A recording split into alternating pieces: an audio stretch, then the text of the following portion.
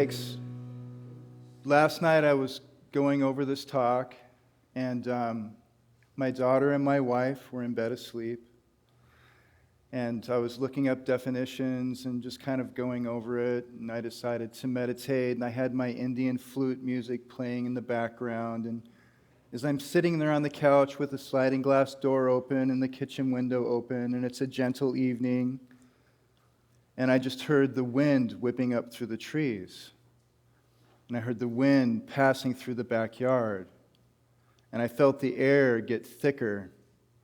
And I stood up and I walked out on the back porch, and I could just feel static in the air, and the lightning started to flash, and the big fat drops of rain started to happen. And it was indeed at 1:20 a.m. that happened. And I was just thinking to myself, how many things I have to be grateful for now. How many things that are happening right now that I totally take for granted. And as was mentioned before, there's a lot of static, there's a lot of chaos, there's a lot of noise, and yet I'm here, I'm safe, and I'm sound, and there's food in my refrigerator, and I have hot and cold running water, I have ice cream in the freezer, I have privileges, and I have things in my life that emperors and potentates and kings didn't have generations before. We live in a time of incredible material wealth and relative order, and most of the time we just complain. I'm in love with words, and words can be clumsy, and words change over time. And when I was thinking of the term spirituality, my first inclination is to break it down into the etymology of the word. So let's go on a quick journey into the etymology of what spirituality is. Now, something that's interesting is that, do you know that in Greek, Latin, Sanskrit, Hebrew, Chinese, Arabic, Finnish, Dutch, High German, and Turkish, I stopped looking there. So I got there and I stopped looking. But do you know what all those languages have in common? Their words for spirit and their words for breath are the same words, or closely related. Imagine that for a moment. The words for spirit and the words for breath are closely related. So the word spirit, you could say breath, is put with this ality at the end. So then I looked up, what is this ality at the end? And for a couple of examples, we could say equality. You could say equal. We all know what equal is. When you put the ality at the end, it basically means it's something you're practicing. It's as though you're taking a noun and turning into a verb. So equality is the practice of making things equal. Congeniality. Congenial means to be friendly. When you put the ality at the end, it means the practice or the effort or the beingness of being friendly. Frugality, to be wise or prudent. With the ality, it means you're actively embodying prudence or wisdom. Intentionality. So the idea of intent, doing something on purpose with forethought and forthrightness, when the ality comes in, it means we're acting, we're being, we're practicing intention.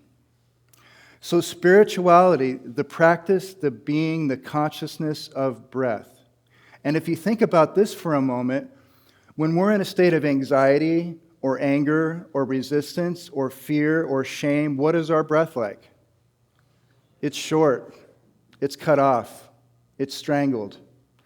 When we're in a state of love, honor, forgiveness, kindness, decency, our breath is easy and it's free. When our breath is easy and free, our digestive system is going along. Our cortisol levels are low. Our immune system rises. So the idea of being in spirituality or practicing spirituality is we're paying attention to our breath. If our breath gets shorter, are we thinking about our thoughts? What are we watching? What are we swiping? What are we thinking about? What are we feeling? There's another level of this too, that the idea of spirituality means that we see more to our lives than just eating, sleeping, making money, paying bills, making baby, paying taxes, and trying to get what we want out of this life. There are those of us, it's like a toddler. When a toddler's a baby, it's I want, I want, I want. Give me, give me, give me. That's where they're at. And then we would hope eventually this toddler grows up to find out that, there's other people, there's other needs, there's other perspectives. It's as though their perspective broadens. The idea of spirituality and that there's more to us than just a biological body. Like right now, as I'm sitting here, my body is building fingernails and eyelids. I'm turning food into energy. There are synapses happening in my mind that I can't even imagine are going on. And yet there's more to that. There's more to me. There's more to this life. And the idea that there's meaning and purpose in this life that's more than just net worth is the idea of spirituality. The word spirituality is impossible to define since it points to moments that can't fully be captured by words. Some people have said that these moments are like oceanic feelings because they experience feels as big as the oceans. Others call it peak experience. Others call it religious experience. When I went back and researching this, there's a beautiful author named William James, and he wrote a book, which I'll be quoting from, called The Varieties of Religious Experience. And I broke down the word religion in its etymology. And of course, we know that means to do again, to repeat. So religious, the word religious is a Latin word, and it means to bind, to hold together. Like, for instance, the word ligament, which holds our bones and our muscles together, comes from the same word as the word align. And there was a time, like in the first century, when people felt a sense of realignment. They saw the light. They saw a deeper meaning. They had a religious experience. And then through time, the word religion has become an ugly word, which isn't necessarily the fault of all religious people. Religion has done a lot of great things, but it also has its baggage. So I feel as though in our modern zeitgeist, now we've kind of replaced the idea of religion with spirituality because it drops the baggage and lets us have an experience now that is just as meaningful, but the term has changed. So words change over time. To say it's ineffable, I had such a hard time with that word. I was trying to say ineffable. I kept saying ineffable when I was doing the video, and I had to redo it probably 20 times. But it's a quality of something that surpasses the capacity for language to express it. It's beyond words. There are different types of religious experiences, and I'm going to go over these now because it's important. The experience is so profound that it defies description and cannot be conveyed fully through language. There's another one called the noetic quality. Mystics feel that their experiences provide a deep, intuitive insight into the nature of reality, or the truth, which goes beyond the capabilities of ordinary logic or thought. The transiency, these statements are temporary, often lasting only months, though their effects can have lasting impact on the individual. Passivity. The individual feels that something is happening to them rather than initiating the experience themselves. It's a state of being receptive to a higher power or reality. Other key aspects are what James called the more, suggesting that mystical experiences reveal a greater reality beyond our ordinary consciousness. A spiritual force or something more that offers a sense of ultimate meaning and reassurance. Subjective reality. This reality of experience lies in the effect on the individual. Even if the experience is rooted in the brain pathology or it may be irrational, its subjective truth and transformative power are real for the experiencer. Personal and private. These experiences are fundamentally private, and the events occur within the individual's mind. And if you think about what can evoke a spiritual experience, and I looked up what the internet said, and I know in my own life the things that have evoked a spiritual experience within me, but it could be the birth of a child. It could be a huge trauma, an existential crisis. Meditating can cause this. The Buddha had a spiritual experience sitting underneath a tree that has changed the world. Fasting, chanting, an innate process. They can happen spontaneously. And the last one I'm going to mention is one that happened to me. And I feel really naked talking about this. And there's an old Arabic saying that if something happens once, it happens once. If something happens twice, it's likely to happen a third time. And 3 times over the course of the summer, this experience that happened to me has come up. One time we were camping with Ezekiel, and little Florence asked me a question, and the next thing I know, I was telling this story that I don't tell very much. And then another one was sitting with my son and a group of people, and someone asked me about this, and I told the story, and my 25-year-old son hasn't heard me tell this story. It's going to make me look crazy. It's going to make me feel naked. But I had a near-death experience. And when this happened to me, I didn't know what they were. Now I know that they've happened to other people too, and it's not entirely uncommon or unheard of. But when it happened to me, I grew up in a really conservative religion. And I left this religion because I just couldn't do it anymore. But when I left it, it was with full knowledge that I was going to die at Armageddon because I was sinning against God. And I still entertained the thought that maybe I could go back someday. Maybe it'll make sense to me again someday. But I was going to go have a good time because I'm going to die anyway. And so I was on my way to the coast with a friend. And we're on our way to the coast, and we're driving down the Santiam Pass. And there's a little swimming hole that is just precious to me. It's a place I know well. My parents used to bring me there when I was a little kid. There's a shallow area that's great for kids. It's a place where I famously threw my saltwater sandals into the creek because I thought they were girl shoes and I wasn't going to let anyone make me wear them. And we pull off to the side of the road. It's just a little turnout. It's not a state park. It's a place you would have to grow up there to know where it is. And she and I are walking down to the cliff, and it's a beautiful rapid that comes in a deep, deep swimming hole in these cliffs where you can jump off into the water. And to show off in a moment of hubris and foolishness, I just hand her the keys to my truck, and I just go dive off this cliff. And as I'm coming down towards the water, I realize that I'm not going to make the deep water, that there's a rock shelf right there. And I hold my hand out, and I break my wrist, and I hit my head,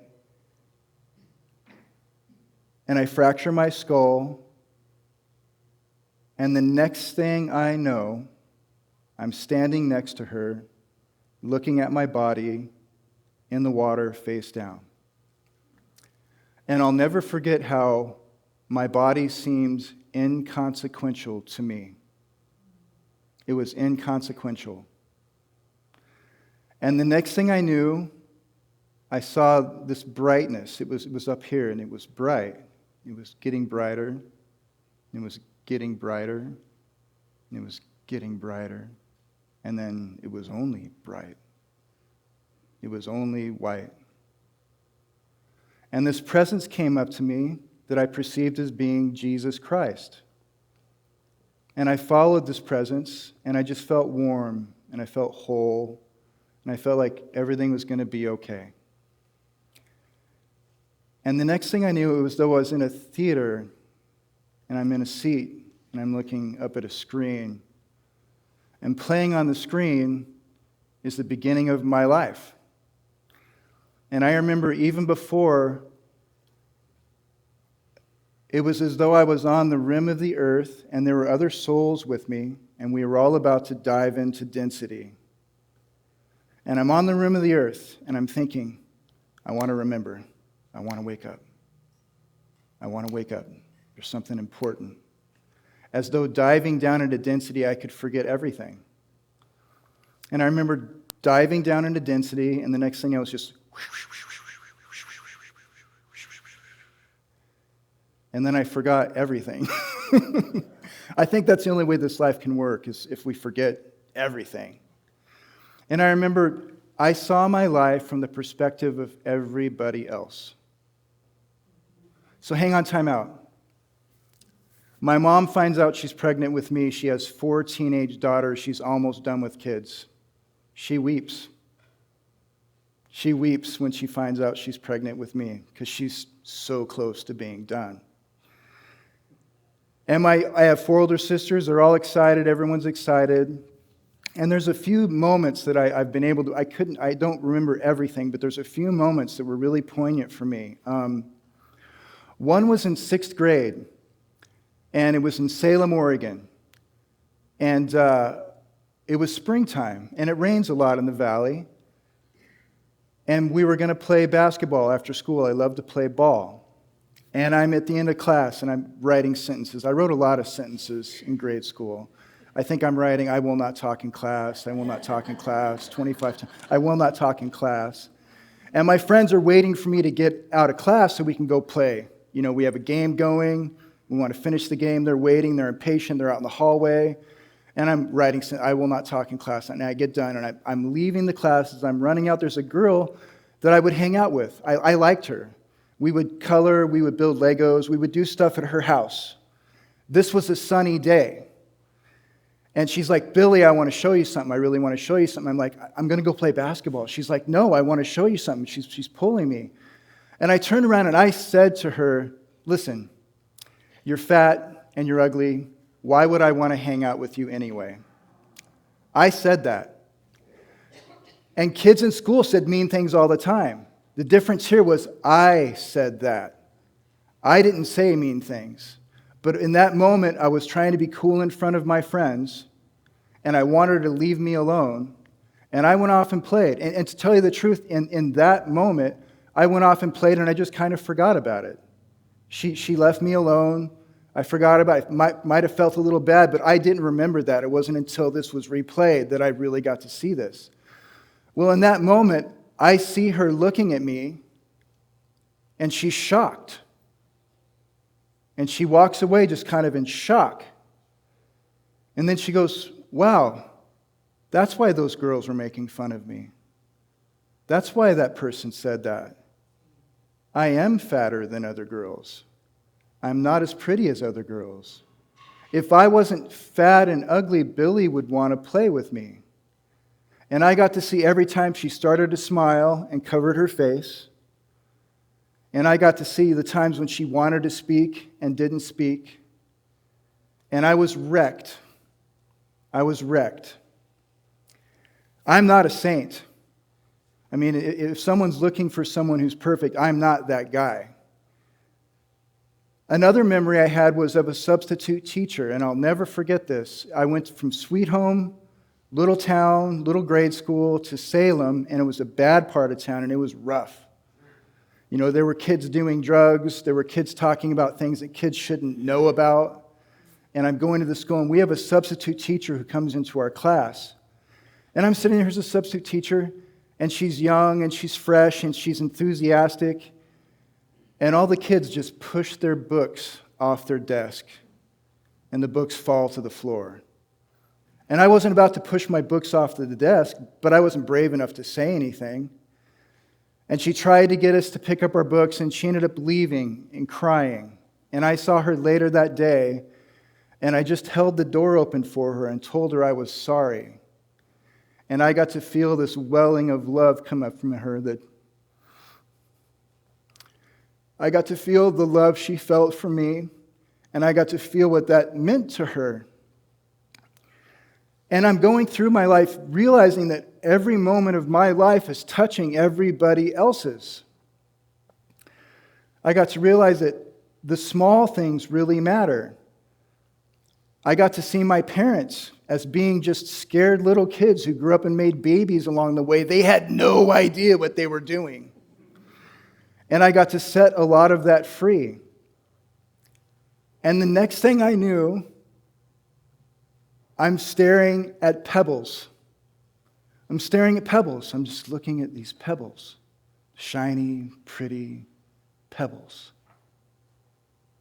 And I'm vaguely remembering that I hit my head on a rock and I can't move.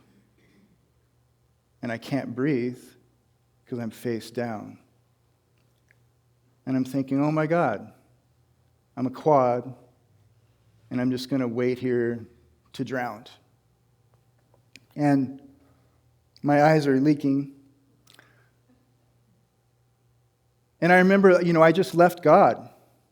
I just left what I thought God was. And I remember saying, God, I know you don't have to save me. I did this to myself. But I also know that if you wanted to, you could. And then I could move my fingertips. And then I could move my arms. And then I pushed my face above the water and I vomited.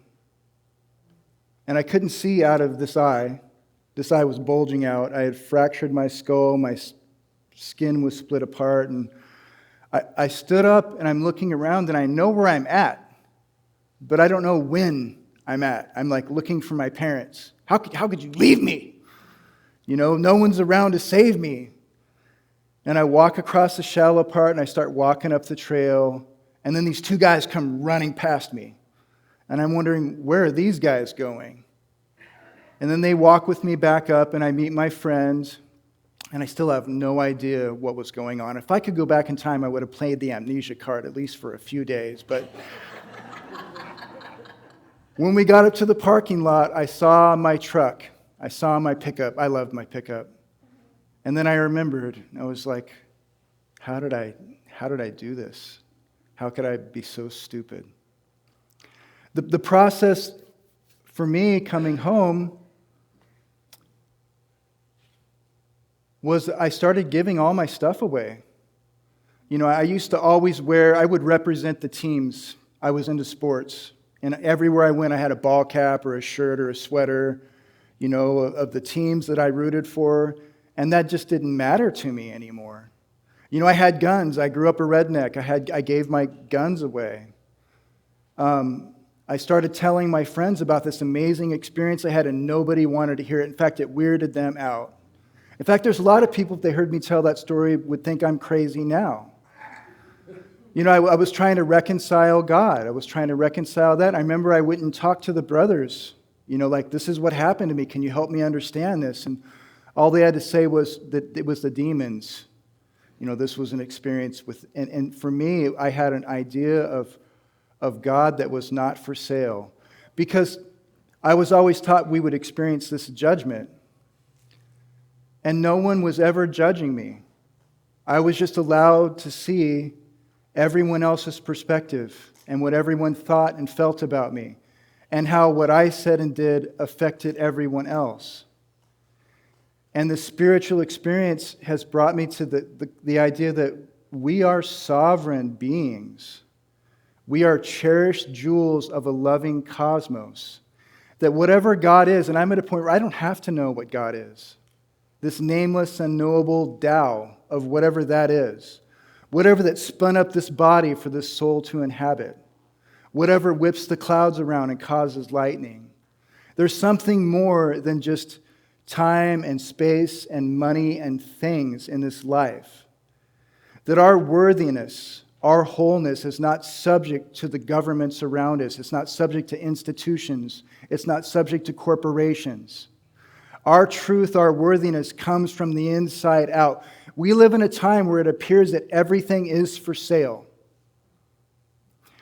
My greatest hope is this can be a time where we can rediscover our own personal integrity from the inside out, and that it's not subject to corporations, institutions. It's not subject to the whiteness of our teeth or our net worth. What makes our life worthy is us. What gives honor to any given moment is us. Now, I had this beautiful spiritual experience, and I tried talking to everyone about it. I tried sharing it. I remember I found A Course in Miracles at a yard sale and started reading it on my own. I didn't have a spiritual community. I didn't have a spiritual practice. So what happened to me is what happens to many of us when we have a spiritual experience. We pay the bills.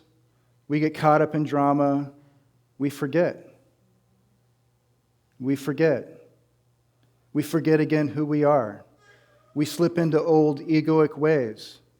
We slip into addictions. I eventually fell into alcoholism. And I remember in the depths of my alcoholism feeling a special shame because I had been saved. I had been rescued.